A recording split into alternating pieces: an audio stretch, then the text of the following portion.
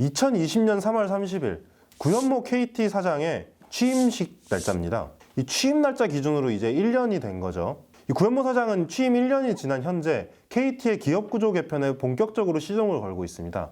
그렇다면 당연한 수순으로 과연 이 기업 구조 개편이 어떤 방식으로 나아갈지 굉장히 이게 궁금해지죠. 그래서 오늘은 이 얘기를 한번 해보도록 하겠습니다. 구현모 사장이 끊임없이 강조하는 게 있습니다. 최근에는 이와 관련된 신조어를 본인이 만들어내시기까지 했는데요. 바로 디지코, 디지털 기업이죠. 구현모 사장이 이 디지코 얘기를 처음 한 게 2020년 10월 열린 기자간담회에서였어요. 이 디지코가 어떤 맥락에서 나왔냐? KT를 성장 없는 회사, 변화 없는 회사라고 많이 생각하시더라. 하지만 KT는 디지코로 변화하고 있다. 디지털, 이 이야기를 단순히 어떤 사업 구조의 변화, 통신회사에서 탈통신회사, 통신회사가 아닌 회사로 나아가겠다. 이렇게 해석할 수도 있죠. 하지만 한 걸음 더 나아가면 이런 해석도 가능합니다.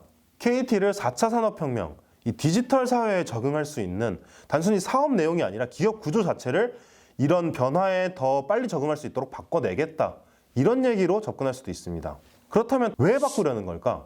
구현모 사장은 최근 매일경제와 한 인터뷰에서 기업은 성장하지 않으면 미래가 없다. 이런 얘기를 했습니다. 참 되게 원론적인 말이죠. 근데 이 말을 KT에 대입을 해보면 이 구현모 사장의 고민이 보여요. 이 KT는 끊임없이 성장하기에는 너무 비대하고 둔감해져 버렸거든요. 이 비대하다는 건 앞에서도 말했듯이 이 엄청나게 빠르게 변화하는 이 시장에 대응하기 어렵다는 점에서도 이제 안 좋지만 사실 각 신사업들, 특히 중요한 사업들의 성장성이 부각되지 않는다는 단점도 있습니다. 사실 아까 맨 처음 말했던 10월 기자간담회에서도 구현모 사장이 그렇게 말을 했잖아요. KT는 성장 없는 회사가 아니다. 이 말은 디지코로의 변화가 KT를 성장하는 회사로 만들 수 있다는 거죠. 이를 대표적으로 보여준 사례가 바로 2020년 실적 발표입니다. 여기서 KT는 제대로 굴욕을 당했죠. SK텔레콤과 LG유플러스보다 영업이익 성장률이 거의 10분의 1에 불과했어요. 이 이유가 뭐였을까요? 바로 비대한 조직이 그 원인입니다. 유선전화 부문이나 부동산 사업 같은 데서 너무 비효율적인 손해들이 많이 났거든요. 이 비효율이 전부 KT가 비대해서 생겨난 비효율들이죠. 구현모 사장은 취임 초기부터 이 KT의 기업 가치가 제대로 평가받지 못하고 있다. 이런 얘기를 굉장히 많이 했습니다. 제가 KT에 출입하는 기자 시절에 구현모 사장이 이런 얘기를 한 적이 있었어요. 왜 KT가 SK텔레콤보다 매출도 더 높고 인력 고용도 훨씬 많이 하는데 항상 기자님들은 왜 SK텔레콤, KT 이런 식으로 기사를 쓸 때 SK텔레콤을 더 먼저 쓰시냐. 구현모 사장이 볼 때는 KT가 절대 2등이 아니라는 거죠. 2등이 아닌데 기업 가치를 제대로 평가받지 못하고 있는 거다. 그리고 구현모 사장의 이런 생각은 주가를 부양하겠다고 천명하는 것으로 나타났습니다. 이 기업 가치가 시장에서 평가받는 건 결국 주가죠. 결국 CEO가 주가를 높이겠다는 건 기업 가치를 재평가받겠다. 이것과 다른 말이 아닙니다. 그렇다면 KT 주가는 어떻게 됐을까요? 결론부터 말하면 사실 구현모 사장의 취임 당시와 그렇게 큰 차이가 나지 않아요. 코스피는 그때와 비교해서 훨씬 많이 상승했는데도 불구하고 말이죠. 기업 가치 재평가를 이루기 위해서라도 구현모 사장은 반드시 KT 쪼개기, 즉 KT의 기업 구조 재편을 반드시 해야 될 필요성이 있다는 겁니다. 그렇다면 구현모 사장은 KT를 도대체 어떻게 변화시키려고 하는 걸까요? 오늘은 이 이야기를 하기 위해서 좀 특별한 손님을 한번 모셔봤습니다. 바로 비즈니스포스트에서 통신을 담당하고 있는 박혜린 기자입니다. 안녕하세요. 비즈니스포스트에서 SK텔레콤 등 통신 분야를 담당하고 있는 박혜린 기자입니다. 방금 제가 들어보니까 지금 박 기자도 SK텔레콤을 통신회사의 대표처럼 얘기한 거잖아요. 네. 확실히 KT는 좀 2등이라는 이미지가 강하죠. 맞아요. 윤 기자도 통신 기자 했을 때 그렇게 했죠. 그래서 저도 항상 SK텔레콤, KT 뭐 이런 식으로 순서를 했었죠.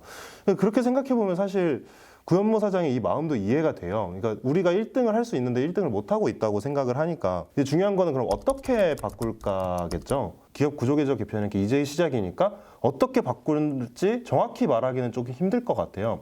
그래서 저는 이거를 한 세 부분으로 나눠서 생각을 해보고 싶거든요. 우선 기업 다이어트라는 측면에서 기존 사업이나 자회사들의 매각이나 철수, 그리고 신사업들의 성장성을 부각시키는 측면에서 기업 분할, 그리고 상장 이런 것들, 그리고 마지막으로 이 모든 것들을 포괄할 수 있는 어떤 KT 자체의 변신, 지주회사로 바꾼다든지 KT를 아니면 중간지주사 체제로 바꾼다든지 이런 얘기를 할 수 있을 것 같아요. 그래서 이렇게 세 가지로 나눠서 얘기를 할 수 있을 것 같은데요. 그렇다면 제일 먼저 이야기할 건 매각과 철수 이 부분이 될 것 같은데요. 가장 최근에 일어나고 있는 일이기도 하고요. KT가 최근에 KT 파워텔을 매각했거든요. KT 파워텔이면 그거죠. 그 무전기 사업하는데 근데 요새 무전기 사업만 하는 게 아니라 뭐 사물 인터넷 이런 것도 한다고 들었거든요. 그럼 좀 성장성이 높아 보이는데 왜 이걸 매각한다는 건가요? 구현모 사장 성장성이 높지 않다고 판단을 한 것으로 보입니다. 이 KT 파워텔 매출을 보면 알 수 있는데요. 지금 KT 파워텔은 2010년에 매출이 1,270억 원이었는데 2019년에는 이것이 627억 원까지 그야말로 반토막이 났거든요. KT 파워텔이면 어쨌든 통신 업무를 하는 데잖아요. 근데 통신 사업이면 아마 KT의 본업이라고도 할 수 있을 건데 이런 회사를 팔겠다는 건 어떤 기업 구조 개편에 대한 구현모 사장의 의지 뭐 이런 거의 표현이라고 볼 수도 있을까요? 그렇죠. 아까 윤 기자가 말했던 대로 KT는 엄청 비대한 조직이고 비효율적인 사업들이 많으니까 그런 사업들을 이제 다이어트 하겠다 이렇게 한 거라고 볼 수 있겠죠. 그래서 비효율적이고 성장성이 없는 사업이라면 본업인 통신업이라도 얼마든지 다이어트 할 수 있다.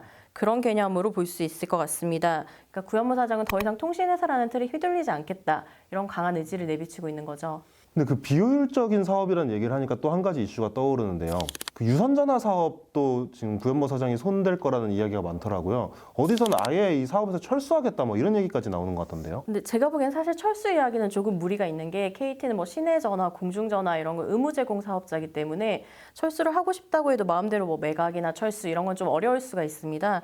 그래서 하지만 지금 5년 동안 KT 유선전화 부분 매출이 약 1조 원가량 줄었어요. 이게 정말 엄청난 사양 산업이라고 볼 수 있는 거죠.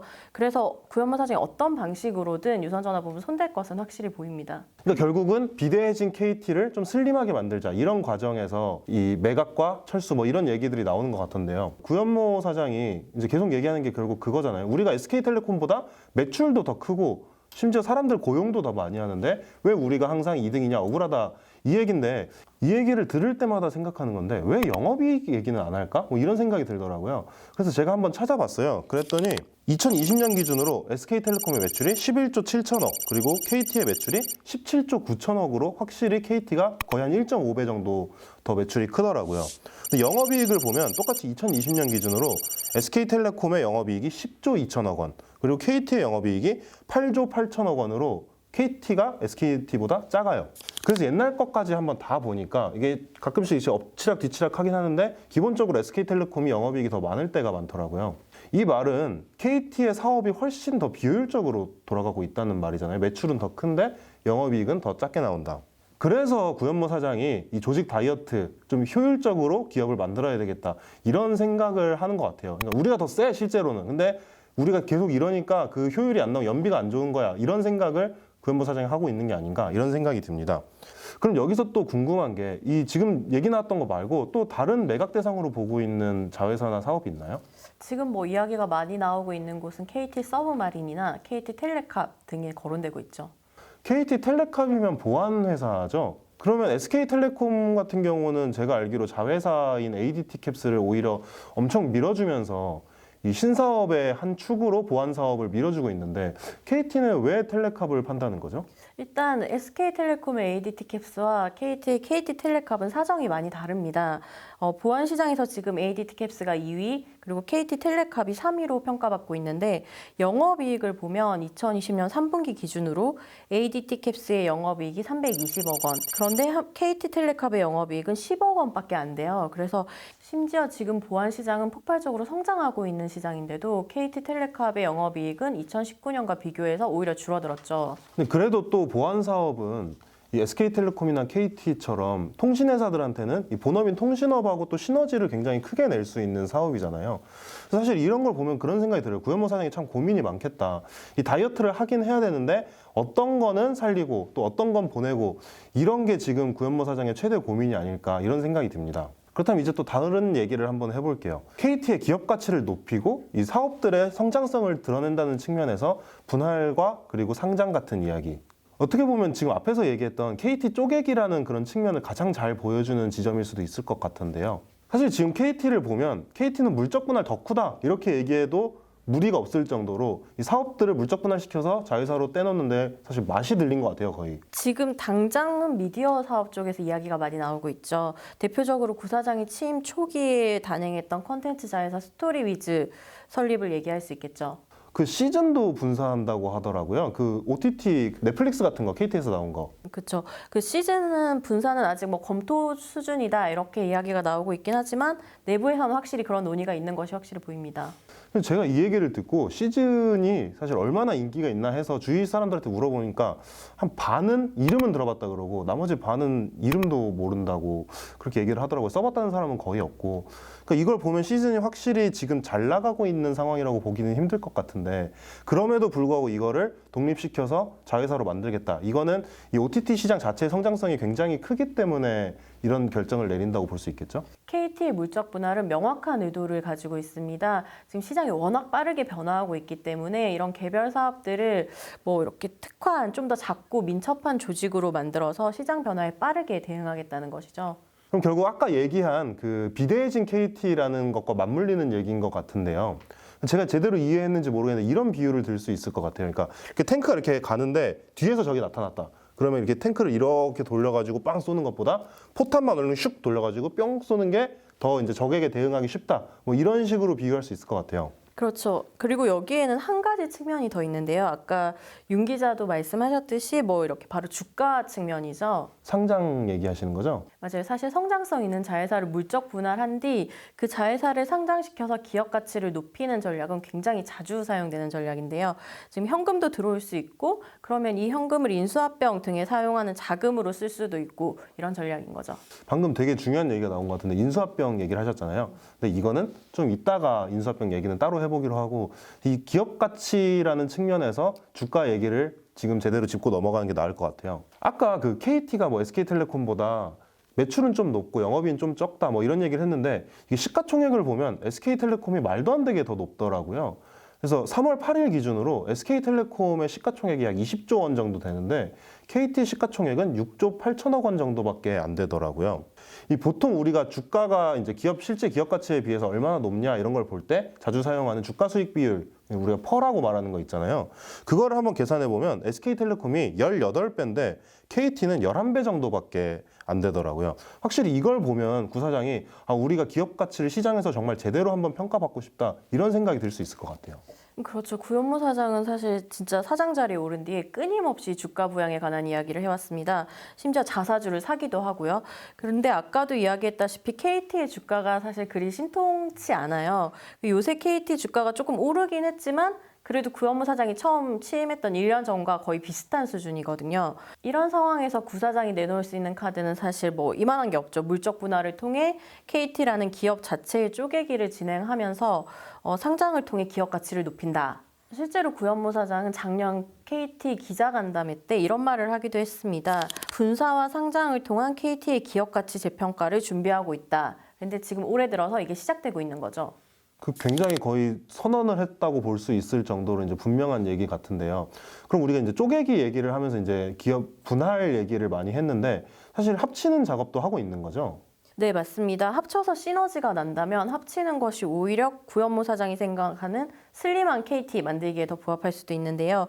대표적으로 KTH와 KT M하우스의 합병을 얘기할 수 있겠는데요. 커머스와 미디어를 합쳐서 시너지를 내겠다는 것입니다. 커머스랑 미디어를 합친다니까 이제 예전에 CJ E&M과 CJ 오쇼핑이 합병했던 게 또 생각이 나네요. 그럼 분할 합병 뭐 이런 얘기가 나온 김에 자연스럽게 이 이야기로 넘어갈 수 있을 것 같은데요. 어떻게 보면 오늘 한 이야기 중에 가장 재밌는 얘기가 될 수도 있을 것 같아요. 제가 아까 KT는 물적 분할 덕후다 뭐 이런 평가까지 나온다고 했잖아요. 그런데 이렇게 사업회사를 하나 둘씩 떼어내다 보면 결국 KT가 지주회사로 가는 거 아니냐 이런 이야기도 시장에서 나오고 있습니다. 왜 이런 얘기가 나오는지, 과연 KT는 어떻게 변하려고 하는 건지 다음 시간에 한번 제대로 재밌게 풀어보도록 하겠습니다.